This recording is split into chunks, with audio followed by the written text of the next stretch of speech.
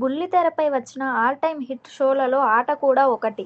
అసలు అప్పట్లో ఈ షో క్రియేట్ చేసిన సెన్సేషనే వేరు.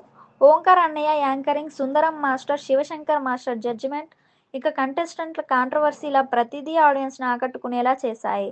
ఇన్నేళ్ల తర్వాత మళ్ళీ ఈ షో సరికొత్త రూపంలో ప్రేక్షకుల ముందుకు రాబోతోంది. ఈసారి ఓంకార్ ప్లేస్లో సుడిగాలి సుధీర్ హోస్ట్గా వస్తున్నాడు.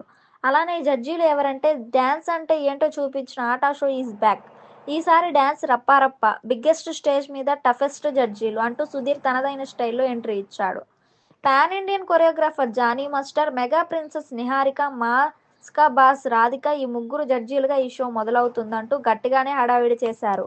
ఇక ముగ్గురు 3 పర్ఫార్మెన్స్లు ఇచ్చి ఎంట్రీ ఇచ్చారు అసలు అంటూ సుధీర్ అన్నాడు.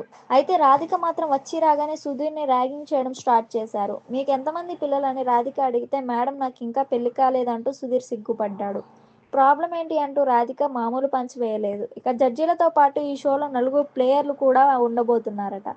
ప్లేయర్లు అంటే మెంటార్ల టైప్ అనుకుంటా. విష్ణుప్రియ, కావ్యశ్రీ, సమీరా భరద్వాజ్, వంశీధర్ గౌడ్ ఇలా 4 ప్లేయర్లు అంటూ పరిచయం చేశారు. ఈ 4 కూడా తమ పెర్ఫార్మెన్స్లతో ఇచ్చి పడేశారు. జడ్జిగా జానీ మాస్టర్ రావడం షోకి హైప్ తెచ్చేలా ఉంది. ఎందుకంటే ఢీ షోకి జడ్జిగా చేసిన జానీ మాస్టర్ తర్వాత తనపై ఆరోపణలు రావడం, వివాదం చుట్టుముట్టడంతో తప్పుకోవాల్సి వచ్చింది. ఇప్పుడు మళ్ళీ ఆయన టీవీ షోకి రీ ఎంట్రీ ఇస్తున్నారు. మరోవైపు రాధిక, నిహారిక కూడా జడ్జీలుగా ఉండబోతున్నారు. వీరితో పాటు బుల్లితెర స్టార్లైన విష్ణుప్రియ, కావ్యశ్రీ ఉండటం కూడా షోకి బాగా కలిసొచ్చేలానే ఉంది.